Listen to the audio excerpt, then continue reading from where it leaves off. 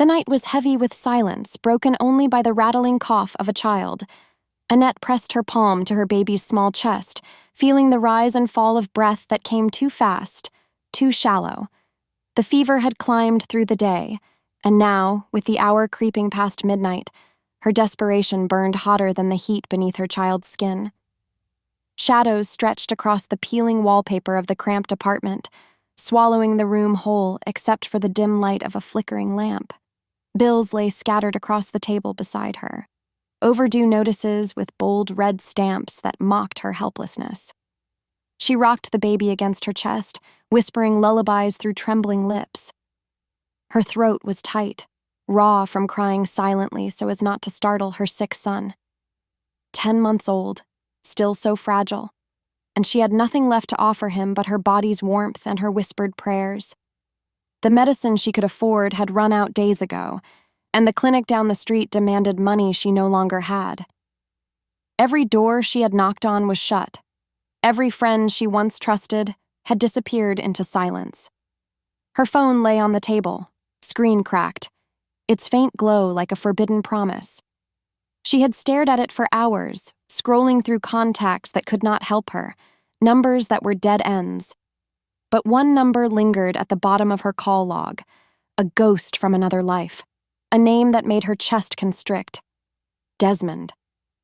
She hadn't spoken his name in nearly a year. She had fled the town when the pregnancy test showed 2 lines, run from his world of danger, secrets, and ruthless power. Back then, she told herself it was for the child's safety, for her own. She never doubted Desmond's ability to protect, but she feared the cost of that protection, the blood, the enemies, the life of shadows that trailed behind him.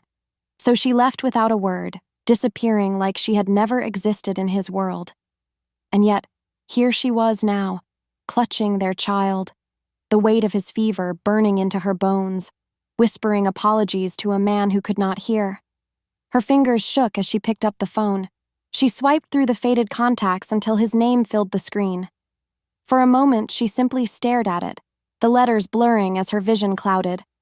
Her heart thundered, not just with fear of what he might say, but with the memory of the man himself.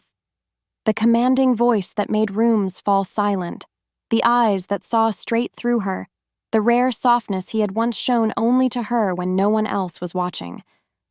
"Don't," she whispered to herself, clutching the baby closer. The little one whimpered, a sound that pierced through her chest like glass. The fevered body squirmed against her, too hot, too restless. Tears spilled down her cheeks. She couldn't lose him, not to sickness, not to poverty. Her thumb moved before she could stop it, pressing the call button. The screen lit up. The dial tone buzzed in her ear, a sound that felt like a countdown to disaster. 1 ring, 2, 3. Her breath hitched with every pulse of the line. On the 4th, the call clicked. Silence. Her throat went dry. For a heartbeat, she could not breathe. She wanted to speak, to form words, to explain everything she had buried for nearly a year. But nothing came out. All she could hear was her child's weak cry in the background, small and broken. She clamped her hand over the baby's mouth, as if muffling the sound could erase her mistake. Panic surged. She hit the red button and ended the call. The silence afterward was deafening. She pressed the phone against her chest as though she could erase the connection, erase the past that had just caught up to her. Her heart hammered wildly, a frantic rhythm that matched the shallow breaths of the baby in her arms. She kissed the damp forehead, whispering, "I'm sorry, I shouldn't have. I can't drag him into this. I can't drag you into that life." Her phone buzzed. Once, twice. Her body froze. The screen lit up again, and her heart lurched into her throat. Desmond, calling back. Her fingers hovered. She wanted to throw the phone away, smash it, pretend she had never pressed that number. But desperation cracked her resolve. She needed someone, anyone. And though he was the last man she should have called, he was also the only man she trusted deep down to never let her fall. With trembling fingers, she swiped to accept. "Hello?" Her voice was barely more than a breath, quivering and broken. There was silence on the other end, but not the silence of ignorance. It was the silence of listening. A silence filled with weight, with recognition, with something sharp cutting through the distance. Then his voice came, low and steady, unmistakable. "Annette." The way he said her name made her knees buckle. Her back pressed against the wall for support as tears welled in her eyes. She had not expected him to sound like this, wounded and furious, but also certain, as though he had known she would come back eventually. She swallowed hard, unable to answer, unable to deny or confirm, caught between her fear and her longing. Then it happened. The baby whimpered again, his cry faint but piercing through the fragile silence. On the other end, Desmond inhaled sharply. The shift in his tone was immediate, the softness of recognition colliding with the steel of demand. "Whose baby is crying?" The question sliced through her like a blade. Her breath hitched, her hands shook so violently the phone nearly slipped from her grip. She could not find words, could not think, could not breathe. Every secret she had carried for 10 months was unraveling in that single question. Without warning, her thumb hit the screen. The call ended. Silence swallowed the room once more. The only sound was the baby's fevered cry and the ragged sobs she could no longer hold back. The phone slipped from Annette's trembling hand and clattered against the wooden floor. The baby stirred at the sound, his feverish cry breaking into a whimper as she rocked him back and forth. She tried to hush him, her voice fraying like a torn thread. The apartment felt smaller than ever, the air heavy with sickness and silence. She pressed her lips to her son's damp forehead, whispering words that did nothing to ease her own terror. This was her life now.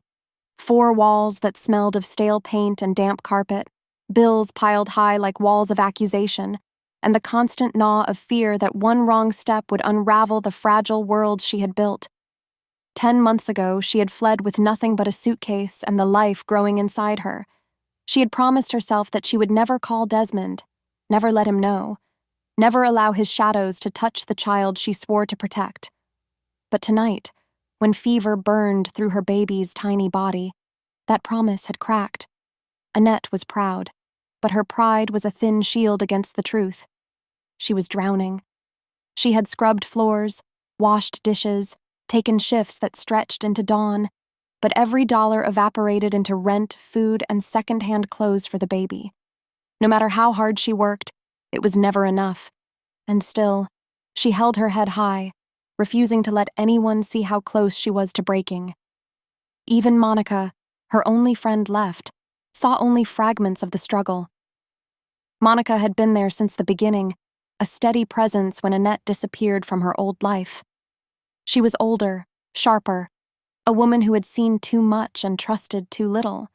More than once she had warned Annette about the dangers of going back, of ever letting Desmond know. "You think he'll protect you?" "Maybe. But protection has a cost, Annette. And men like him, men like Desmond, they pay for everything in blood." Annette listened, nodded, but she could not erase the memory of him. Desmond had been many things to her: lover, confidant, the man whose touch had once lit her veins on fire.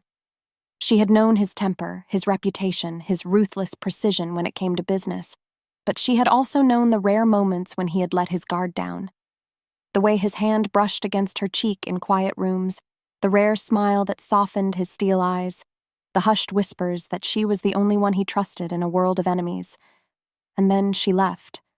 She left because she had to. Because she knew his enemies would use her as a weapon against him. Because she could not raise a child in the echo of gunfire and whispered betrayals. She told herself it was bravery, that she was strong enough to walk away, but the truth cut deeper. It was fear. Fear of what he would say, fear of what he would do, fear of the man she loved more than herself. Now, as the baby's labored breath warmed her collarbone, she wondered if she had been wrong. If by running, she had condemned them both. Far away, in a room lined with glass and shadow, Desmond sat alone. The city glittered beneath his penthouse windows, but he did not see it. His thoughts were pulled back to the voice he had just heard. a voice he thought he would never hear again. Annette. He had built empires, crushed rivals, and carved his name into the bones of the city, but none of it had filled the hollow she left behind. She had vanished without a word, and though he told himself he had buried her memory under business and blood, he had never stopped searching in the quiet moments. At night, when the noise of his world faded, he remembered the curve of her smile, the softness she carried into the iron cage of his life. Hearing her tonight was like ripping open an old wound, and then, hearing the cry, a child's cry. The sound had pierced through him sharper than any bullet. He had asked the question before he had time to think, "Whose baby is crying?" And she had hung up as if silence could erase what he already knew. Desmond leaned back in his chair, the leather creaking under the weight of his tension. His men would say to let it go, that Annette was a ghost, that her secrets no longer mattered. But Desmond had lived too long in a world where nothing happened by chance. Her voice, the baby, the timing. His gut twisted with certainty. That child was his. Even if it wasn't, even if life had turned another way, the fact remained. Annette was in trouble. He had heard the strain in her voice, the fear. He knew her better than anyone, and he was not a man who let those who belonged to him slip away without answers. His phone buzzed, pulling him from his thoughts. Everett, his right-hand man, texted him updates on a shipment. Desmond ignored it. Business could wait. Tonight, something else demanded his attention. Something more important than the empire that bent beneath his command. Annette. Back in her apartment, Annette clutched her son tighter as Monica paced the room.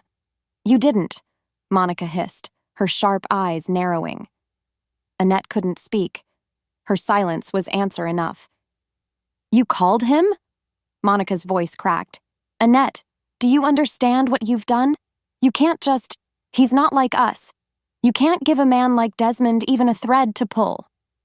"I hung up," Annette whispered, her voice breaking. He doesn't know. He won't come." Monica stared at her, pity and fear warring in her expression. "You think men like him don't know how to find what they want? He'll come. And when he does, everything you've built here, every scrap of peace you've tried to hold on to, it'll burn." Annette pressed her lips against her son's temple, her tears wetting his hair. She wanted to argue, but she couldn't, because a part of her, deep down, wanted him to come, wanted Desmond to walk through her door, to take control, to save her when she could no longer save herself. But the other part, the stronger part, was terrified of what would happen when he learned the truth. And across the city, Desmond had already given the order. "Find her," he told Everett, his voice like steel. "Track the number. No mistakes. Bring her to me." It wasn't just suspicion anymore. It was instinct, a fire in his chest that he couldn't ignore. He would get his answers. He would see Annette again, and he would look into the eyes of that baby and know, once and for all, if fate had played its cruelest card. The seed was planted, and nothing, no fear, no distance, no secret, would keep it from growing. "Tell me, if you were Annette, would you have told him the truth the moment you heard his voice? Or would you have hung up like she did?" The night did not end for Annette. She lay stiff on the threadbare couch, her son burning with fever against her chest, every shallow breath rattling through his tiny lungs. Her mind replayed the call, his voice sharp and demanding, and then her own silence as she hung up. She had thought it was over, that maybe the distance and the darkness would shield her. But deep down, she knew Desmond was not a man who let questions linger. Hours dragged past in suffocating quiet. She drifted in and out of shallow dozes, startled awake by her child's cough, by the creak of the pipes, by her own pulse drumming like a warning. Just before dawn, the pounding came. It wasn't the timid knock of a neighbor, nor the hollow thud of a landlord. It was heavier, precise, a summons. Her blood ran cold. She clutched her son tighter, whispering frantic prayers. The pounding grew louder, rattling the lock until the door itself trembled. "Annette!" A voice boomed through the wood, deep and accented, the kind of voice used to being obeyed. "Open the door!" She stumbled backward, her son crying out at the sudden noise. Panic surged. Monica's warning screamed in her head. She wanted to run, but the apartment was too small, the windows sealed, her body weak with exhaustion. The next crash split the wood. The lock splintered. The door burst inward. Two men filled the frame, shoulders broad, their suits immaculate even at this hour. Their eyes swept the room like predators marking prey. The hallway light flared behind them, throwing their shadows long across the floor. "Miss Annette," one said, his tone clipped, final. "You need to come with us." She shook her head, clutching her baby so tight his cries muffled against her chest. "No, please. You don't understand. I can't." The taller man's gaze dropped to the child. Something flickered in his eyes, not cruelty, but recognition. "He sent us," he said. "You know who. You made the call. Now you answer it." Her knees buckled. I hung up." "You shouldn't have." There was no malice in the words, only certainty. They advanced with the inevitability of a tide. She pressed herself into the wall, her child wailing, her own voice breaking in fear. "Please," she whispered, her tears spilling. "He mustn't see him. I won't let him." The stocky one shook his head. "You don't have a choice. Our boss wants you. That's enough." When she tried to dart sideways, desperation clawing at her, they caught her arms. Her cries filled the hall, but no one came. Neighbors knew better than to interfere when shadows like these arrived. They dragged her out, her baby shrieking, her pleas breaking the dawn. The cold morning air hit her face as they shoved her into a waiting car, its black leather interior gleaming under the street lamps. The drive was mercilessly fast. The city blurred into streaks of light, then disappeared entirely as the car hurtled toward the outskirts. Her heart seized when runway lights came into view. A private airfield. And there, waiting like a beast of steel and power, stood the jet. Sleek, gleaming engines humming, its steps lowered in anticipation. Her stomach twisted. "No," she whispered, rocking her child, his fever making him limp in her arms. "Please, I can't. He can't see him. He can't." But her protest dissolved into the morning air. The men guided her up the steps, unyielding. The jet swallowed her whole. Leather seats gleamed, polished tables reflected the low light, curtains were drawn tight. It smelled of wealth, of control, of the world she had abandoned. She collapsed into a seat, rocking her son, tears streaking her face. Across from her, the men sat silent, unmovable. The engines roared, pressing her back as the jet lifted. Every minute of the flight stretched like an eternity. She thought of Desmond, his eyes when he saw her, his fury, the storm that would break. She thought of the past, of nights when his touch was tender, of promises whispered in the dark. And she thought of her child, his father's eyes staring up at her, innocent, unknowing, about to be thrust into a world of shadows. The jet descended with a jolt that shook her bones. When the cabin door hissed open, light poured in. She froze at the sight outside. A fleet of black cars lined in formation. Armed men stood at attention, but her eyes found only one figure, Desmond. He stood at the center, the morning light catching on his tailored suit, his posture coiled like a predator on the edge of striking. His presence pressed against her chest, heavier than the roar of the engines. Her knees trembled as she descended, her baby held tightly to her chest. Every step felt like a betrayal of the vow she had once made, that he would never see the child. And now, she carried that secret straight to him. When her feet touched the tarmac, the men released her. Desmond stepped forward, slow and deliberate, his gaze locked on her. "Annette." His voice was low, roughened by the hours since her call, carrying the weight of 1,000 unspoken words. Her throat closed. She clutched the baby tighter, but Desmond's eyes had already shifted. They fixed on the child in her arms. His jaw clenched.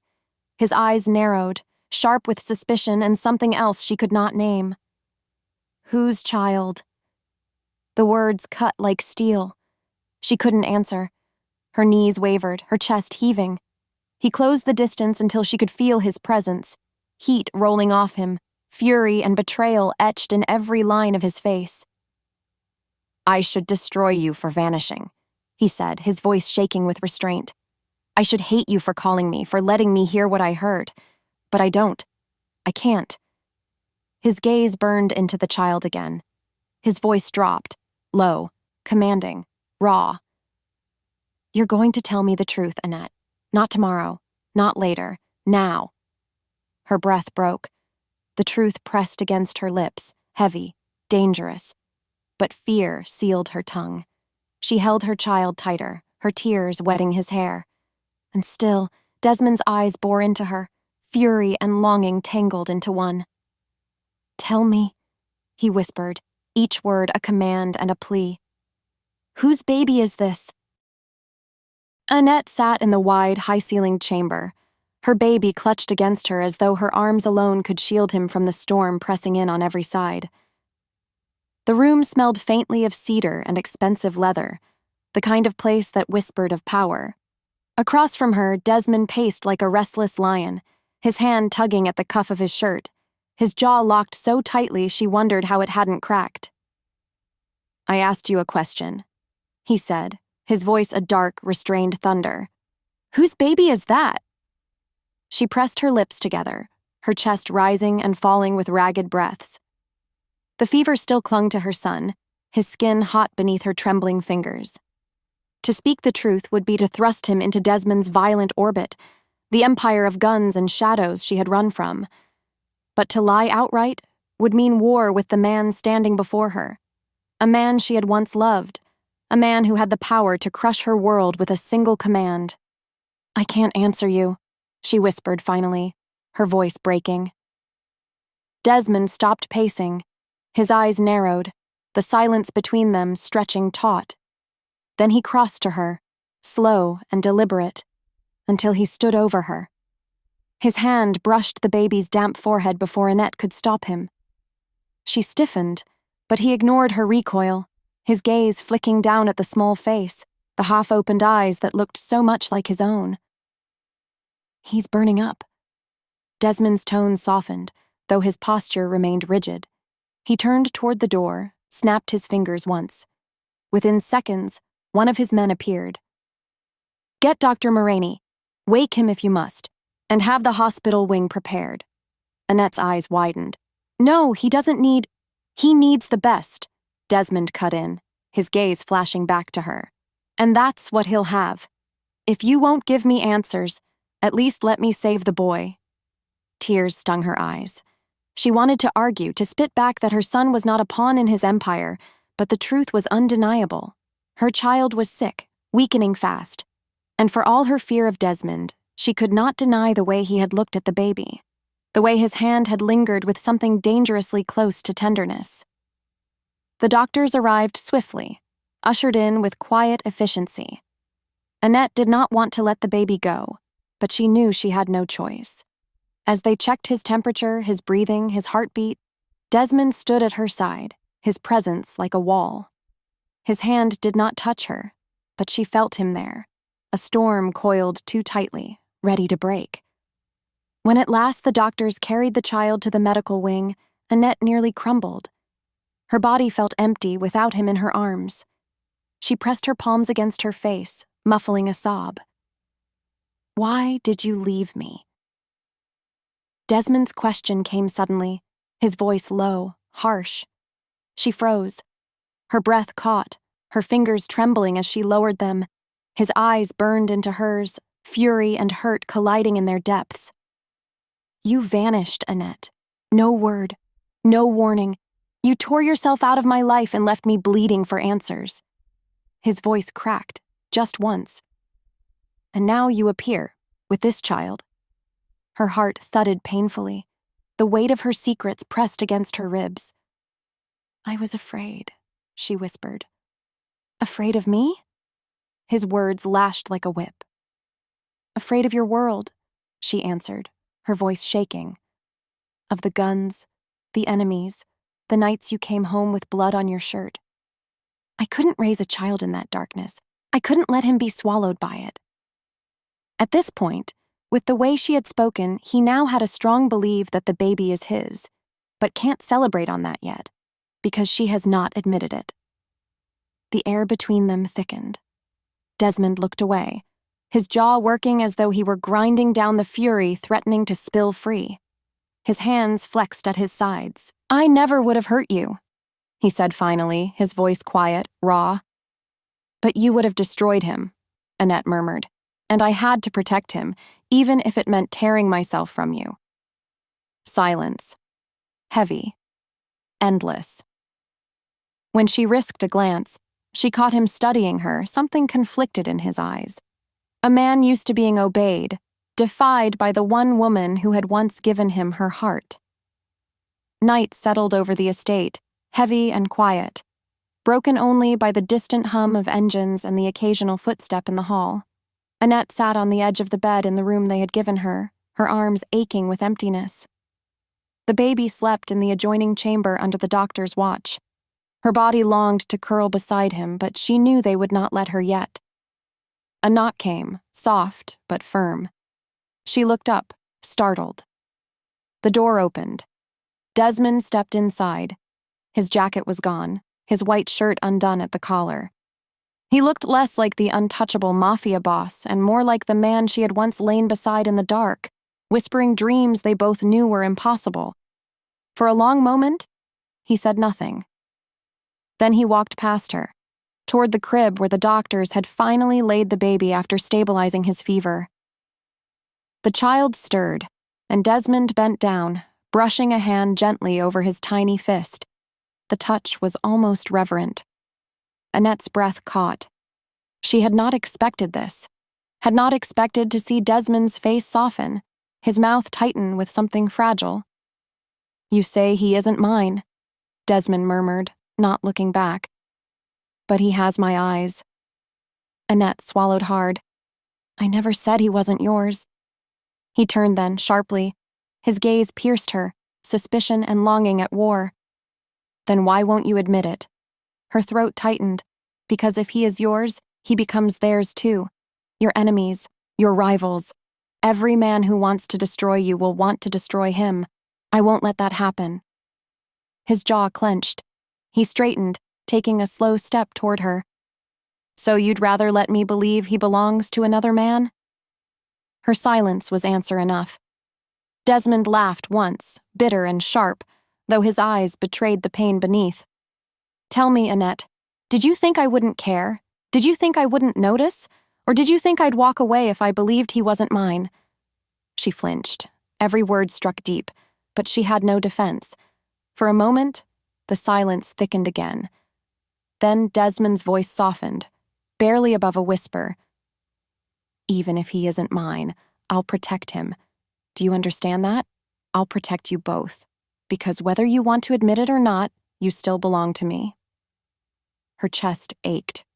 She wanted to deny him, wanted to hurl the words back, but her body betrayed her, heat rising, tears burning, her heart beating in frantic recognition of the truth she had never stopped burying. The attraction simmered there, alive and dangerous. And yet, behind it all, a seed of doubt coiled tight in Desmond's mind.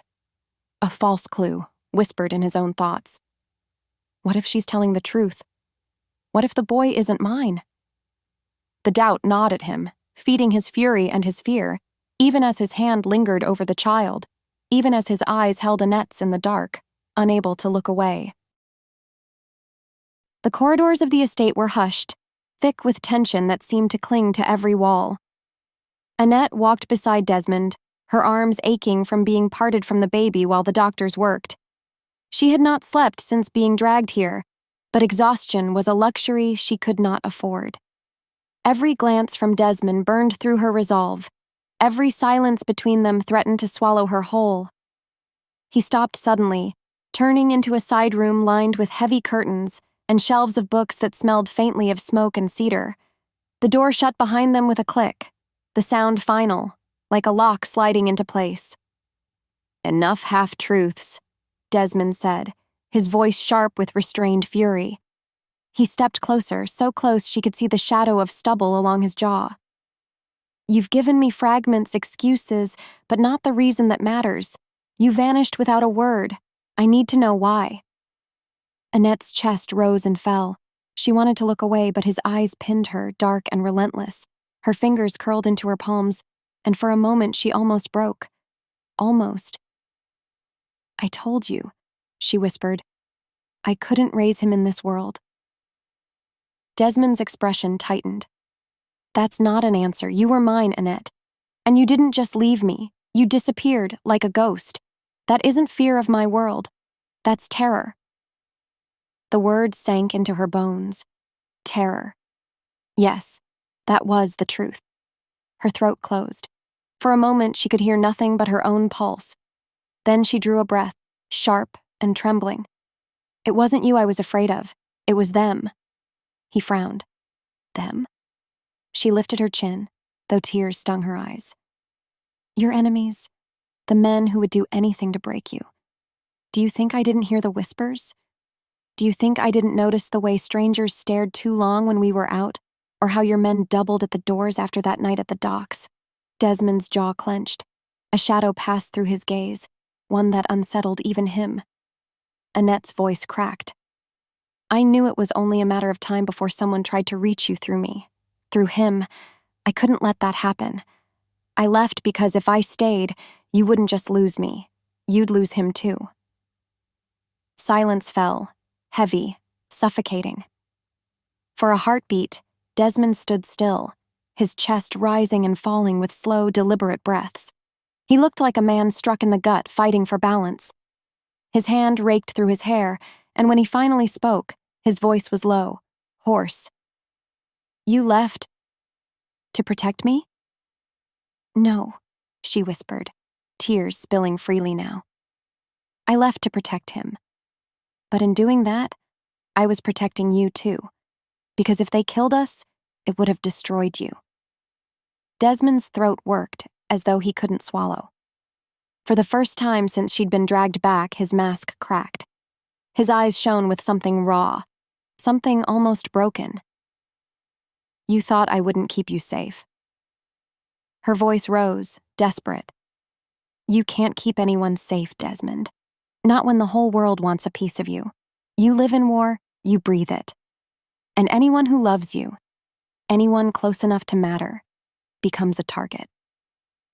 He turned away from her, his hands gripping the edge of a table as though he needed something solid to hold on to. His voice was low, dangerous. "You think I don't know that?" Annette's breath caught. He turned back, his face pale beneath the fury.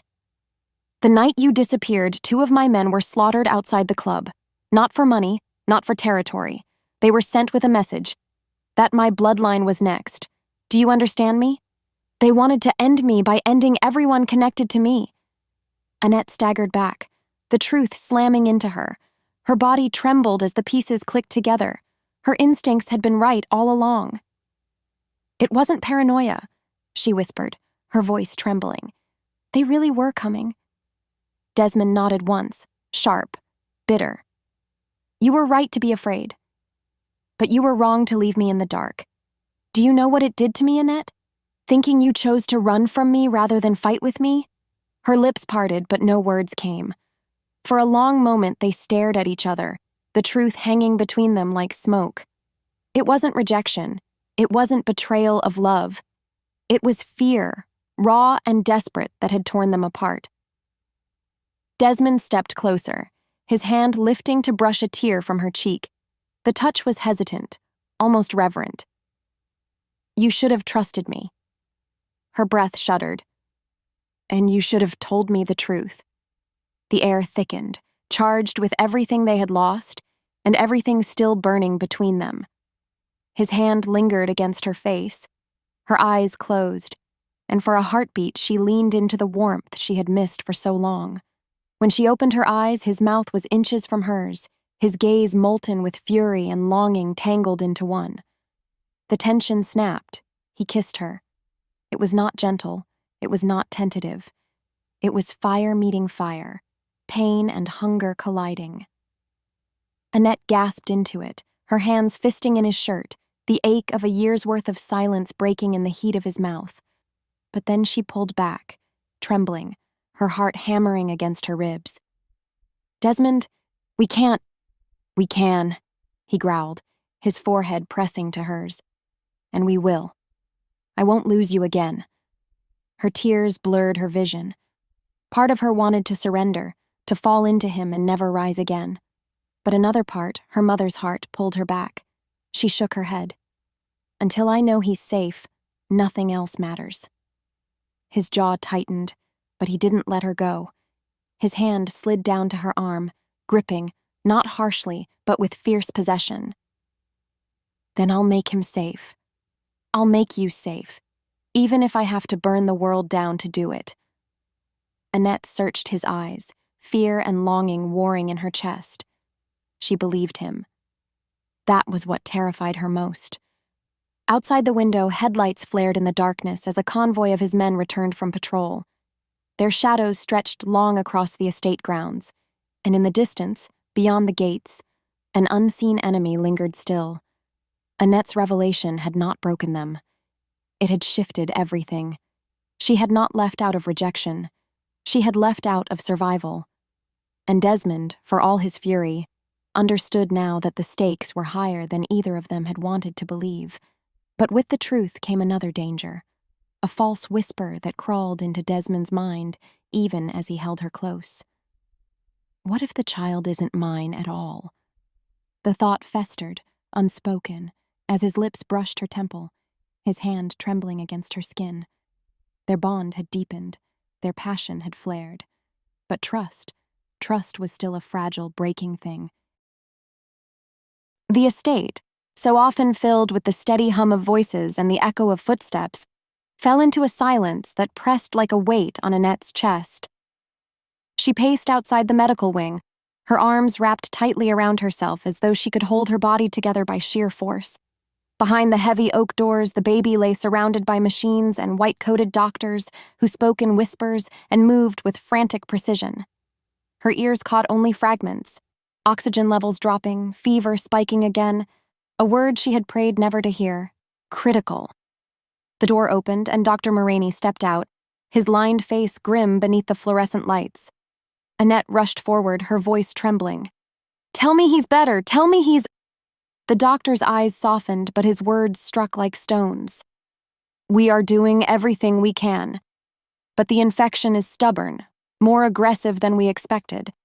We need time, miss. Time and strength from the boy himself." Annette's knees nearly gave out. She pressed her back against the wall, her hands shaking. Her baby, her whole world, was slipping from her, and she was powerless to stop it. Her breath came in ragged sobs that tore through the silent corridor. She didn't hear Desmond approach until his shadow loomed over her. He looked like a man unmoored, his tie discarded, his sleeves rolled up as though he had been pacing the halls, unable to sit still. His eyes searched her face, the raw redness of her tears breaking something in him. "Annette," he said quietly, crouching before her. His voice, always sharp and commanding, had thinned to something fragile. "What did he say?" She shook her head, choking on her answer. "He's not better. He's worse. Desmond, he's slipping away." Her hands covered her mouth, but her sobs still broke through. I can't lose him. I can't survive it." Something cracked in Desmond's chest at those words. He had faced death more times than he could count. He had killed, had survived assassins, had ruled through fear and blood, but nothing had prepared him for this. For a tiny child fighting for breath, for the sound of Annette's voice breaking in despair. He reached for her, his hand finding her trembling fingers. She resisted at first, but then she collapsed into him, her forehead pressing against his chest. He held her there, his arms strong, but his heart breaking. I've built empires, he whispered against her hair. I've crushed men who thought themselves untouchable. And yet here I am, with all the power in the world, and I can't stop this. His voice cracked, a sound she had never heard from him. What use is it, Annette? What use is anything if I can't save him? Her tears soaked his shirt. Her voice was muffled, ragged. He's all I have, Desmond. If I lose him, if he goes, I'll have nothing left to live for. He closed his eyes, the words slicing through him. A tremor worked its way through his hands, the hands that had once been steady even in the heat of gunfire. Don't say that, he begged softly. Don't ever say that. You have me. Her body stilled against him, but she didn't respond. Not with words, only with another shuddering sob that told him how close she stood to the edge of breaking. Hours bled together in that hollow corridor. Annette refused to leave the chair outside the baby's room. Desmond stayed with her, silent for once, the weight of his presence steady but heavy. He had never been powerless before. But as the night deepened, as the child's shallow cries turned to weak whimpers, power seemed meaningless. At one point, a nurse hurried past with fresh medication. Annette's nails dug into Desmond's hand. Please, she whispered to the woman, desperation pouring from her eyes. Please save him. He's my everything. The nurse gave a polite nod and slipped inside, the door clicking shut once more. Desmond turned to Annette, his chest twisting at the sight of her. Her face was pale, her eyes hollow, her hands shaking violently. She looked like a woman already mourning, already half buried in grief. Don't do this to yourself, he murmured, brushing a tear from her cheek. He's strong. He has to be. He has your fire. But even as he spoke the words, doubt gnawed at him. The boy's small body, fragile and sick, looked nothing like the heir to an empire. And yet, when Desmond remembered those eyes, so like his own, he felt something primal rise in him. If he is mine, then he cannot die. He will not. He buried his face in his hands, the weight of helplessness crashing over him. The man who had always commanded the world now sat hunched in the dim corridor, shaking with rage at his own uselessness. Annette lifted her head, watching him. Her tears slowed, but her voice was no less broken. You don't understand, she said softly. I've lived with nothing before. I've known hunger. I've known loneliness. But I can't live without him. I'd rather die too. Desmond's head snapped up, his eyes blazing. Don't say that! His voice thundered through the hall, then faltered into a rough whisper. Don't ever say that again. She looked at him, her eyes swollen and red. Then you understand why I left, why I ran. Because this helplessness, this is worse than anything I feared with you. Loving you cost me safety, but loving him, if I lose him, I lose my soul. Her words gutted him. He leaned back against the wall, his breath coming in harsh pulls. For the first time in years, he prayed, not to a God he believed in, but to anything listening. Don't take this child. Don't take him from her. Don't take him from me. The night stretched long, filled with the steady beeping of machines on the other side of the door, the muted shuffle of nurses, the oppressive silence of two people stripped to their bones. And for the first time, Desmond feared not the bullets of his enemies, nor the knives of traitors, but the possibility that all his strength, all his ruthlessness, all his empire could not stop the smallest heartbeat from fading. Hopelessness sank its claws into him. If the child died, Annette would never forgive him, whether or not the boy was his. And if Annette broke, if she slipped through his fingers again, then Desmond would lose not just his past love, but the only chance at a future that had ever mattered.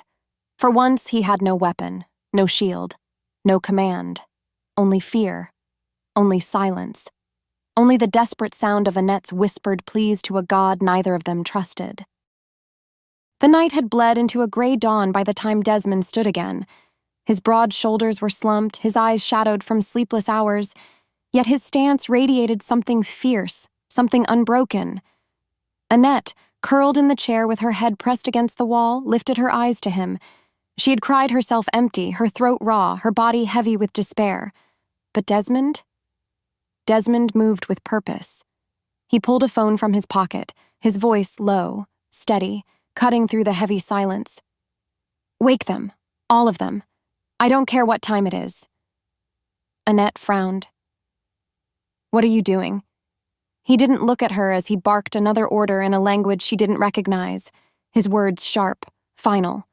Only when he ended the call did he turn, his eyes locking on hers with a heat that burned through her hollow grief. "You think I'll let him slip away?" His voice was ragged, edged with fury, but not at her. At the world, at the universe, at fate itself. "I will tear every border, burn every vault, break every man who stands in my way until I find what he needs." Her lips parted. "Desmond." He stalked closer, crouching in front of her, his hand bracing against the armrest of the chair. He was close enough for her to see the tremor in his jaw, the raw vulnerability behind his fury. "You hear me, Annette? I don't care if he carries my blood or not. He is yours, and that makes him mine." The words hit her harder than any bullet could. Her breath caught, her chest aching as fresh tears welled. "Even if he isn't yours?" Desmond's hand lifted, brushing trembling fingers across her cheek. "I don't need a test.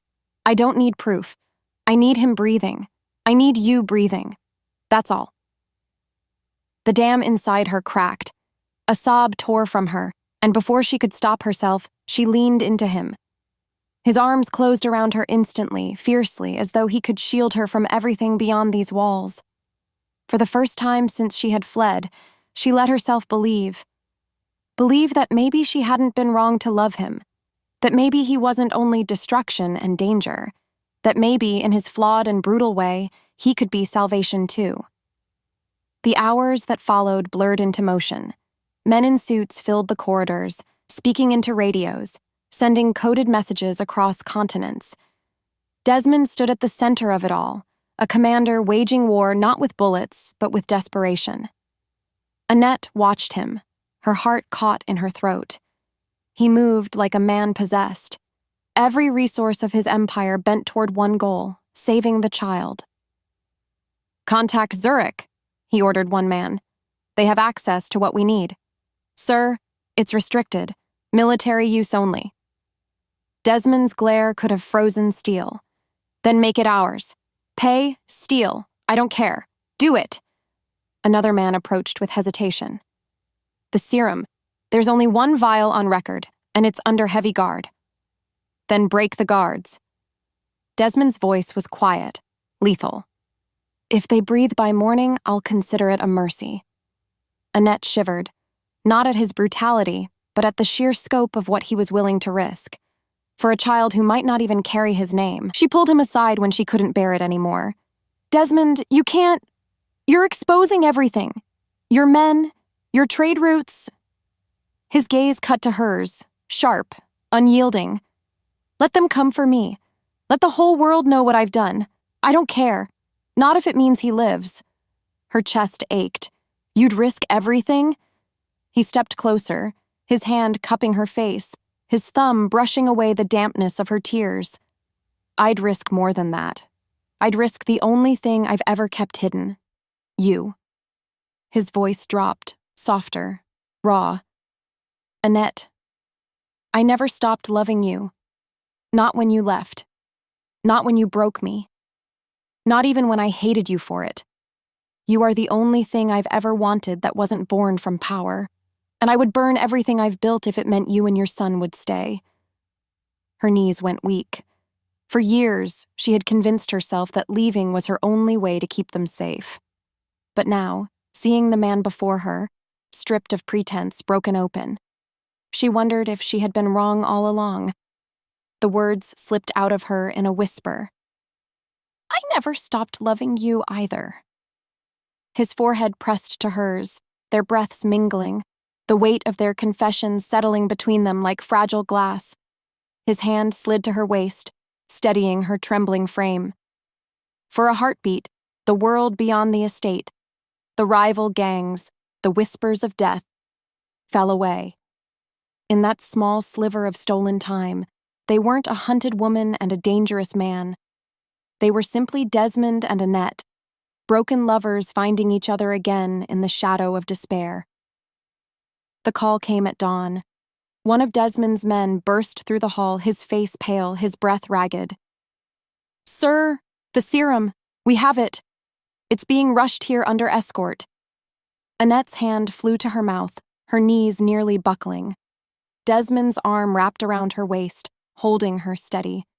For the first time in days, hope flared in her chest, fragile, but alive. She turned to him, her eyes shining with tears. "You did this. You saved him." But Desmond shook his head, his eyes dark but fierce.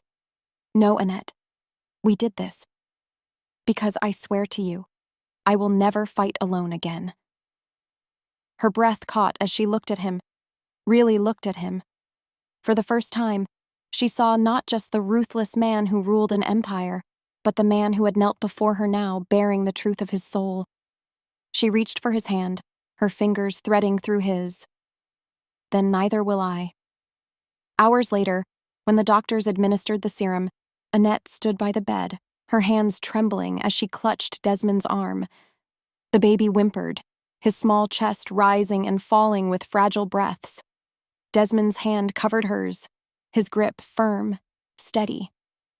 They stood like that, two broken hearts united by the smallest, fiercest spark of life, watching, waiting, hoping. And for the first time since the nightmare began, Annette believed that maybe, just maybe, they could survive this together. If you were in Annette's place, would you trust Desmond's vow to protect you and your child, no matter the cost? Or would you still fear his world too much? Share your thoughts below. I'd love to know. The hospital wing was quiet again, but it was not the soft quiet of recovery. It was a silence that felt unnatural, weighted, and heavy with something brewing in the air.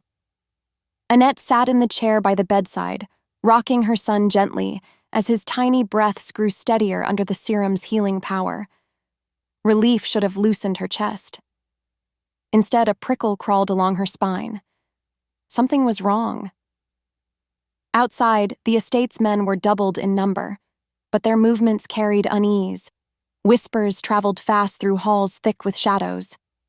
Annette looked up when the door opened, not with comfort, but with dread. Desmond entered, his suit jacket gone, his shirt sleeves rolled and stained faintly with something darker than ink. His eyes swept the room, lingering on her and the child, then flicking toward the door as it clicked shut behind him. "They're coming," he said simply. Annette stiffened. "Who?" "Rivals," Desmond muttered, his jaw like stone.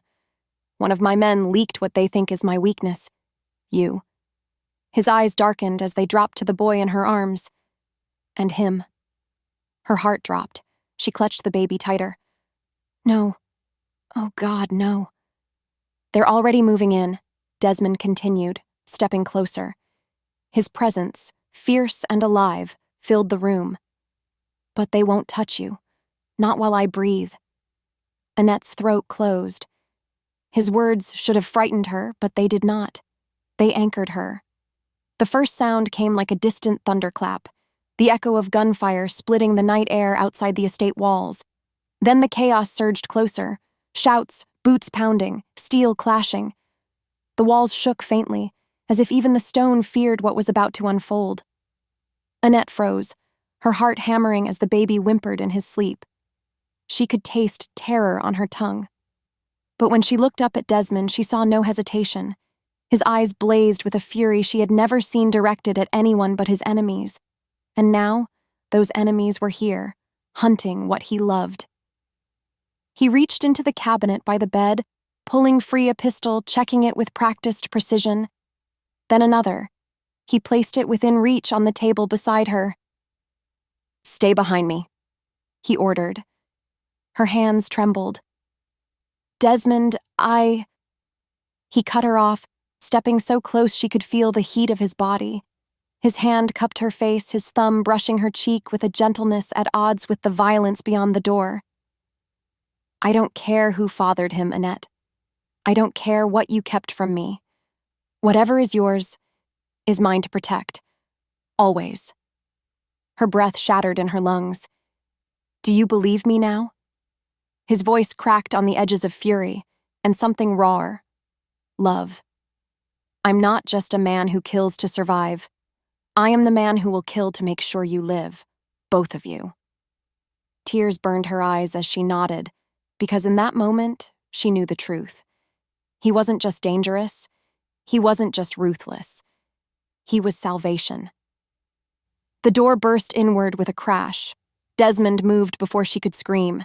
Shots exploded in the confined space, deafening, sparks of fire lighting the air. He was a shadow and a storm, his body shielding hers as he fired, each movement calculated, each shot fatal.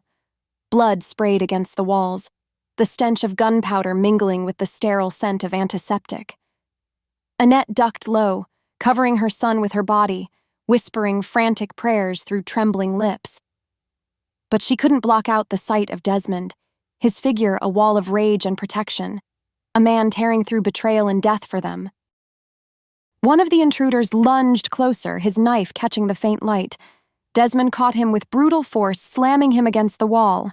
The crack of bone echoed, and Desmond's growl rumbled low, feral. Annette's blood chilled as she recognized the man's face. It was Luca, one of Desmond's trusted lieutenants. You! Desmond hissed, his arm crushing Luca's throat. You sold me out! Luca choked, his voice strained. They offered me more than loyalty ever would. Desmond's eyes burned with betrayal. He pressed harder, his voice venom. And what did they offer for her life? For his? Luca's gaze darted to Annette, to the child in her arms. Desmond's fury snapped.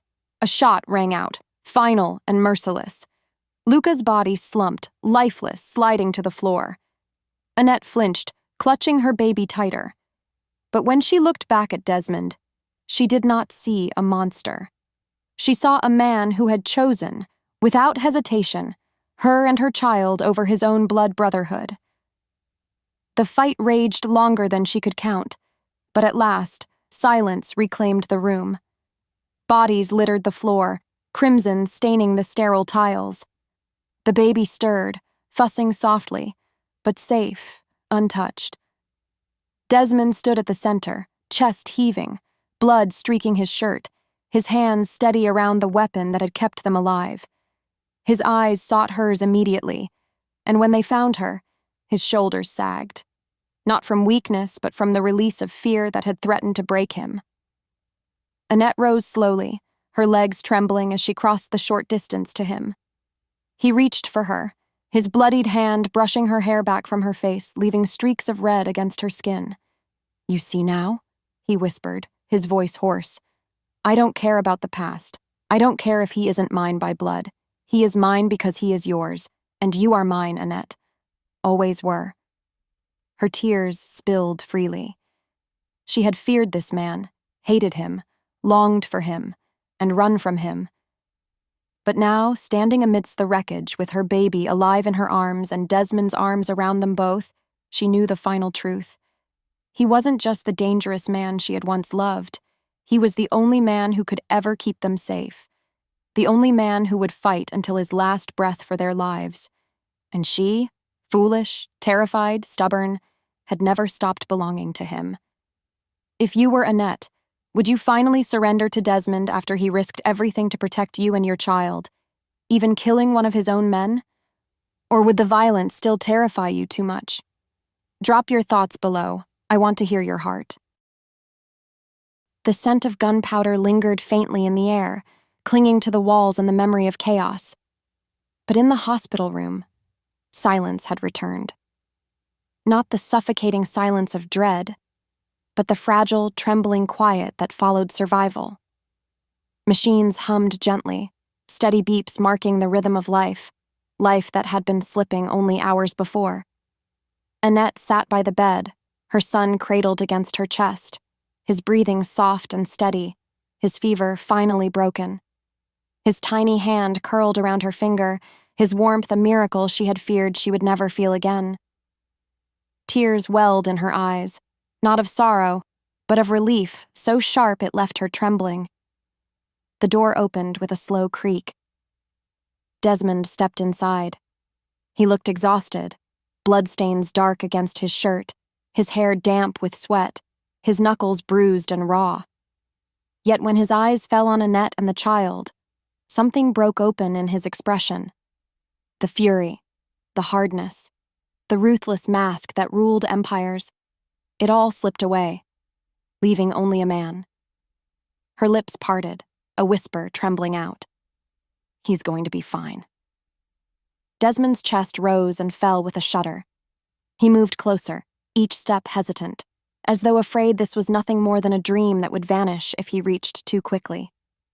When he sank to his knees beside her chair, his eyes shone, unguarded and wet. Annette swallowed, her heart pounding. The moment she had avoided for so long pressed down on her, impossible to escape. She had feared this truth would destroy them, but now she saw it clearly. It was the only thing that could save them. Her voice broke as she spoke. Desmond, he's yours. The words hung in the air, heavier than any bullet, more final than any betrayal. For a heartbeat, Desmond did not move. His eyes flickered from her face to the child in her arms. Slowly, he reached out, his calloused hand trembling as he brushed his fingers against the boy's cheek. The baby stirred, blinking open eyes so achingly familiar. Desmond drew in a ragged breath, his jaw clenching as though he might shatter under the weight of it. Mine, he whispered, the word thick, reverent, broken. His chest heaved, his face bending as if the force of his own relief was too much to bear. He's mine. Annette nodded, tears spilling freely. I thought I was protecting him by keeping him from you. But I see now, I was only breaking both of us. I'm sorry. I'm so sorry. Desmond shook his head sharply, his hand cupping her face now, his thumb brushing the tears from her skin. Don't apologize. You did what you thought you had to do. You saved him when I couldn't. But Annette, his voice cracked. No victory I've ever won, no empire I've ever built, nothing compares to this moment, to him, to you. Her breath hitched, her chest tightening as she leaned into his touch. So, what happens now? He rose then, not letting go of her hand. His other arm slipped carefully beneath the baby, lifting him gently against his broad chest. For a moment, Annette froze, her instinct screaming to keep the child close. But then she saw the way Desmond looked down at him, with awe, with fierce possession, with something like a prayer written in his eyes. The boy shifted, sighing softly against his father's heart, and Annette knew there was no safer place. Desmond's gaze lifted, locking with hers, dark and fierce, and filled with a love he had never spoken so clearly before. You ran from me once. I let you go then, even though it nearly destroyed me. But now... He shook his head, voice low and steady, each word a vow. Now I'll guard both of you with everything I am, even if it costs me everything else. Annette's heart cracked open. She rose to her feet, closing the last space between them. Her hand pressed over his on their son's back, her forehead resting against his chest. Then don't let me run again, she whispered. Don't let me forget this.